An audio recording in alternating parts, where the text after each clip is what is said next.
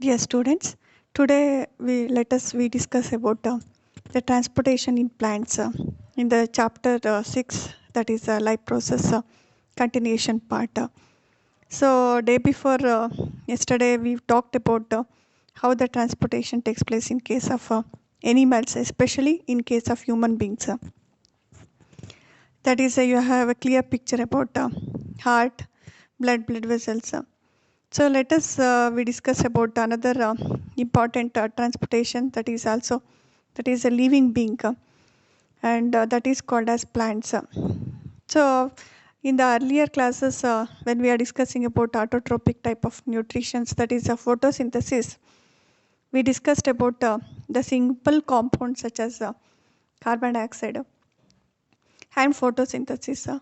These are the energy stored in their chlorophyll, because photosynthesis is the place where it takes place in the leaves part, that is called chlorophyll, namely in the leaf part. Even the respiration is also takes place in case of the leaves, that is a stomata. The other kinds of the raw materials which is needed for the preparation of the food for photosynthesis, you already noticed that carbon dioxide, water, sunlight and chlorophyll.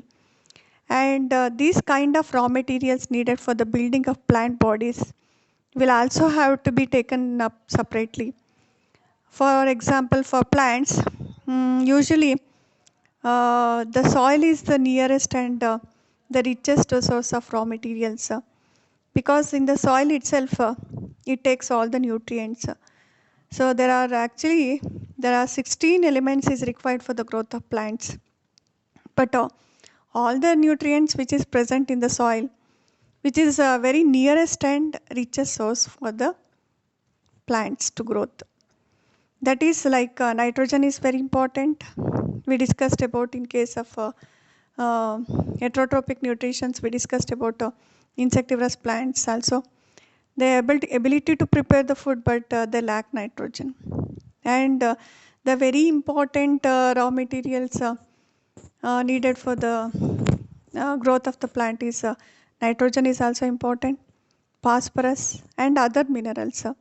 I said just 16 elements is required, but the most important is NPK, nitrogen, phosphorus and potassium. And these minerals is going to absorption of these substances usually therefore occurs through the part in contact with the soil, and that is the part is called roots. Means they have to absorb these minerals. In order to absorb these minerals, there is one particular part is present in the plant, and it is called as root. And if the distances between the soil contacting organs and the chlorophyll, because chlorophyll is present in leaves where the preparation of photosynthesis takes place, where the plants is going to prepare the food, but the soil is it is present as especially where the plant is growing. There is a distances between the soil contacting organs and the chlorophyll, and containing the organs small, and the energy and raw materials can easily diffuse to all parts of the plant body. See, what I am saying is there is a distance between the soil and the chlorophyll. So in order to fulfill this energy and the raw materials in small plants, so what they will do, they can easily diffuse to all parts of the plant body. Diffusion means whatever the food and the oxygen they will take, and they also they release carbon dioxide. But in case of photosynthesis in the plants, green plants, they are taking carbon dioxide. But when the plant is respiring, they are doing the same thing what the animals are doing. Like we are taking the oxygen and giving out carbon dioxide. Same thing, plants also respire. They are taking oxygen and giving out carbon dioxide. But in case of small plants, the energy and raw materials can easily diffuse. Diffusion means whatever they will take entry into the body and exit out whatever the unnecessary substances to all parts of the plant body. Diffusion means it is a exchange of gases will take place. But in case of what happens in case of large plants, the diffusion process will not be sufficient, because there is exchange of gases will take place in case of small plants, because there is no such modified organ system is present in case of small plants. But in case of large plants, the diffusion is very small to extent there is exchange of gases, because the organ level of system of the body in case of plants, in the large plants.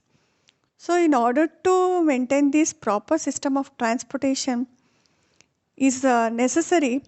So these especially for will move energy stores from the leaves, raw materials from the roots, and these two pathway, because here the energy has to move from leaves and the raw material from the roots. So these two pathways are constructed as independently organized, that is what we call conducting tissues. So there are two conducting tissues in order to transport, that is water, minerals and also the food. So who will do in the case of larger plants, in the higher plants, because I said just now it is a proper transport system is there, and that transport system is called conducting tissues, or it is also called as vascular tissues. So plants have two types of conducting tissues. You have studied in the 9th class about the plant tissues. So in the case of complex permanent tissues, you discussed about xylem and phloem. So these are the two conducting tissues. See what they will do. The xylem itself is, they moves water and minerals from the root, from that is from the soil to the roots, and it supplies to the leaves, mainly to the leaves and to all parts of the body. That is the water transport water and minerals from the root to all parts of the body. So where they will take this water and minerals? From the soil. So that is why the xylem is called as water conducting tissue. It not only conduct water, it also conduct minerals. They will absorb these water and minerals from the soil and conducting through a vessel called as xylem through the roots, and it is supplies to the leaves, because the leaves is going to prepare the food and it's supplied to all parts of the body. And what about the phloem? It is also a conducting tissue, but it transport the product of photosynthesis from the leaves. Whatever the products we will get from the photosynthesis, that is oxygen and glucose, and that product has to be transported from the leaves to all parts of the body, because it is synthesized in the part of the leaf where the chlorophyll is present. And these products, especially the oxygen and the glucose, it is transport from the leaves to all parts of the body, and these two are the conducting tissues, so work in case of higher plants. So xylem is a water conducting tissue and phloem is a food conducting tissues. So first we'll discuss about how this transport of water will take place in case of in xylem tissues, vessels, tracheids, these are the two components of the cells present in xylem of the root, stem and leaves. They are interconnected to form a continuous system of water conducting channels. They look like a arrangement of the channels in case of xylem, and they're reaching all parts of the plant, because in the 9th standard you studied about the 4 components of the type of cells which is present in xylem is xylem parenchyma, xylem fibers, tracheids and vessels, xylem vessels. But the main part of work is going to done by these vessels and tracheids. So they are interconnected. They look like a vessels in the case of pictures. So they are arranged like a tubular like structures. They are interconnected one by one. So if you observe in these pictures, so they are the right side, it is a microscopic image. When you see on the right side, it is usually the diagrammatic representations, how this the arrangement of the side tracheids and vessels are interconnected in case of root, stem and leaves. They are interconnected to form a continuous system of water conducting channels. They look like a channels for reaching all parts of the plant. And at the root, that is the cells in contact with the soil, because usually the roots are modified in such a way that the root cells are in contact with the soil. Actually, they taken up ions. Ions means whatever the necessary, there is a dissociation of the ions will take place. Means whatever the minerals they're going to absorb and water, this creates a difference in concentration of the ions. So ions you have studied in the acid, bases and salts. The ions between the roots and soils. So the concentration is also increases. Whatever they necessary, they're going to taken place from the soil into the root. So that concentration of this ions is taken place between the root and the soil. So they absorb water and these moves into the root from the soil to eliminate it to the different parts of the body. And this creates a different in concentration of the ions between the roots and the soil. Therefore, they moves into the root from the soil to eliminate this difference. That means there is a steady movement of water into the root system, root of the xylem. A steady movement means one way type of movement, and this creating a column of water that is steadily push upwards. That is always from the gravity to the upward movement. So this water will supplies, and this is what is called as root pressure anta karitivi. And this pressure is most important at night, because that has to be supply from the soil through the root to all parts of the body. So that root pressure is always pressure itself is unlikely to be enough to move water over the heights, because the plant is present in such a height, because trees are usually they have more heights. So the heights that we commonly see in case of plants. So they have enough pressure is there to move this water over the heights. And the plant use another strategy to move water in the xylem upwards to the highest point of the plant body. So what that strategy, because they use this strategy. So to move this water in the xylem upwards to the highest point, means tip of the bud, tip of the plant, this water has to be moved. And these provided plants an adequate supply of waters, and especially the water which is even here sometimes the other process will has also taken place in case of this system, that is water which is lost through the stomata is replaced by water from the xylem vessels in the leaves. What is the meaning of loss of water? Usually when we drink water, usually that water we sweat. So ನಾವು ಬೆವರ್ದಾಗ ಏನಾಗುತ್ತೆ water loss ಆಗುತ್ತೆ. Sometimes in the case of winter seasons, by through urine the water is removed from the body, or the sweat is removed. But in case of plants, the loss of water through the stomata of the leaves, you have studied in transpirations, I already discussed. That is a process where the loss of water is taking place in case of plants through the stomata is replaced by water from the xylem vessels in the leaves. Again they are going to replace this water. That is, in the case of evaporation of the water molecules from the cells of a leaf creates a suction. Suction andre enu hೀರ್ಕೊಳ್ಳುತ್ತೆ. So this suction which pulls water from the xylem cells of roots.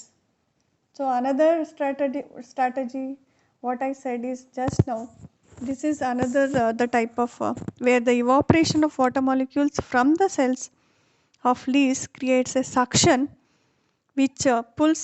Suction ಅಂದರೆ ಹಿಂಗೆ ಹೀರ್ಕೊಳ್ಳೋದು, ಹೀರ್ಕೊಂಡಾಗ ಏನಾಗುತ್ತೆ, which pulls water from the xylem cells of roots.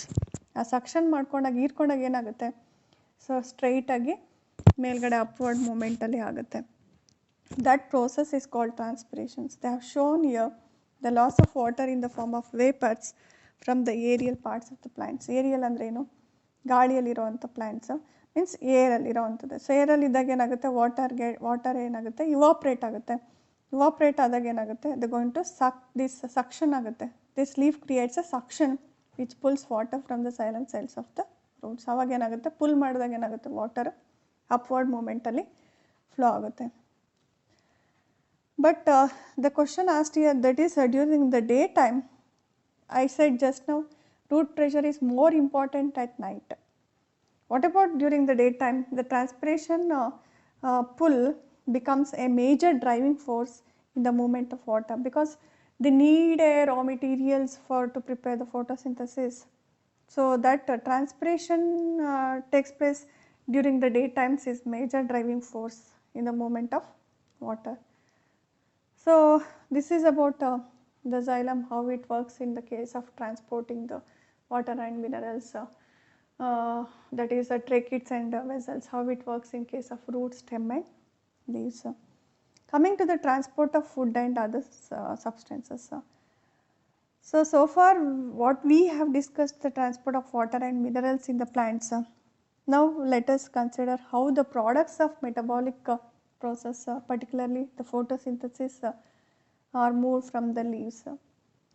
Because how this water will suck from the root, that is in the case of xylem. But how these products of photosynthesis move from the leaves where they are formed, because the process exact photosynthesis takes place in the leaves. And how this apply to all the parts of the plants, because each and every part of the plants, they need food. The transport of soluble products of photosynthesis, whichever is in soluble products of photosynthesis, and that is what is called translocations. We call it as translocation. What is the meaning of translocation? The transport of soluble, ಕರಗಿರುವಂಥ products, soluble products of ಫೋಟೋಸಿಂಥಸಿಸ್ಗೆ ನಾವೇನಂತ ಕರಿತೀವಿ, translocation. Transpiration is different from translocation. Transpiration is the loss of water from the plants, but translocation is the transport of soluble products of photosynthesis is called translocation.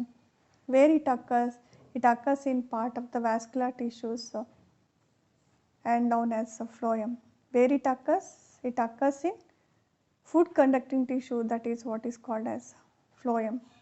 Beside the product of photosynthesis, the phloem is also not only transport the product of photosynthesis like oxygen and carbon, that is the glucose, it also transport amino acid and other substances.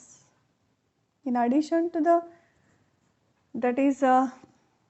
product of photosynthesis, the phloem is also transport amino acid and other substances, and these substances are especially delivered to storage organs of roots. So wherever the storage organs is present, so they will supply to that part, especially to the storage organs of root. They are going to supply these substances like amino acid and other substances. So not only the storage organs of roots, it also supplied to the fruits, seeds and whichever the growing organs. So that part, these substances is going to carried out by this method. So translocation of food and other substances taken place in the part called seed tubes. Seed tubes and that is the companion cells. These are the type of cells which is present in the case of phloem. So I said just now, it not only transport the food substances or the products of photosynthesis, it also transport the amino acid and other substances to the storage organs of fruits, roots and seeds and other growing organs. So these going to done by these seed tubes with the help of adjacent companion cells. So ಕನ್ನಡದಲ್ಲಿ ಸಂಗಾತಿ ಜೀವಕೋಶಗಳು ಅಂತ ಕರಿತೀವಿ. ಅಂದರೆ C ಟ್ಯೂಬ್ಸ್ಗೆ adjacent ಆಗಿರೋದು ಯಾರಾಗಿರ್ತಾರೆ ಇಲ್ಲಿ, companion cells. So these are the two cells which is present in the case of phloem, and these C tubes which is adjacent to the companion cells both in upward and downward directions. So, they are present both in upward and downward directions. So, unlike this transport system, so in case of in the xylem, which can be largely explained by simple physical forces, that is the translocation of phloem is achieved by usually utilizing the energy like materials like sucrose. Sucrose is a disaccharides of the carbohydrates, which is also transferred into the phloem tissues using the energy form of ATP. From the ATP means the transportation of the food in phloem is achieved by utilizing the energy from ATP. So, that translocation of food and other substances takes place in, I said just now, it is in the C tubes with the help of adjacent companion cells. So, in addition to this, what are the materials they are going to transfer into the phloem tissues using the energy from ATP, that is called sucrose. So, this increases osmotic pressure of the tissues, causing water to move into it. So, you have studied about osmosis in the case of the potato. So, what we are removing the peel of the potato, and we make a scoop on it and pour some water, and after that you keep a mark it. You have to pour a sugar solution in the case of that is a potato. Scoop where the place is, scoop it and keep it in a beaker containing the water. So, if you observe that there is a the sugar level is increased in the case of that potato. Why it happens? Because it is an osmotic pressures of the tissues causing water to move into it. That pressures move the materials in the phloem of the tissues which have less pressures. So, the pressures move the materials in the phloem of the tissues which have less pressures, and these allow the phloem to move material according to the plant needs. Means how much of the intake of material is needed, that much of the materials is going to move into that plants according to their needs. For example, in the spring ವಸಂತ ಕಾಲದಲ್ಲಿ ಅಂತ ಕರಿತೀವಿ, the sugar stored in the root or the stem tissues would be transported to the buds, because bud is ಆ ಟೈಮಲ್ಲಿ ಏನಾಗುತ್ತೆ ಮೊಗ್ಗು ಹರಡೋ ಸೂಚನೆಯನ್ನು ಕೊಡ್ತಾ ಇರುತ್ತೆ. So, whatever the sugar stored in the root and the stem tissues would be transported to the buds, which need energy to grow, because they need energy for to grow. The sugar is because carbohydrate is a form of nutrient which gives energy to each and every part of the plants. So, that sugar stored in the root stem tissues would be transported to the buds, but because bud is needed this energy, and that will supply by this method, that is by the phloem method.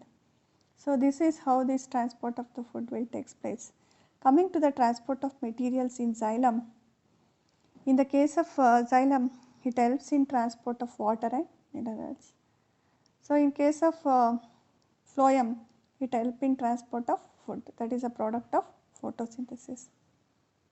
The other differences is water is transported upward from the root to all other parts of the plants.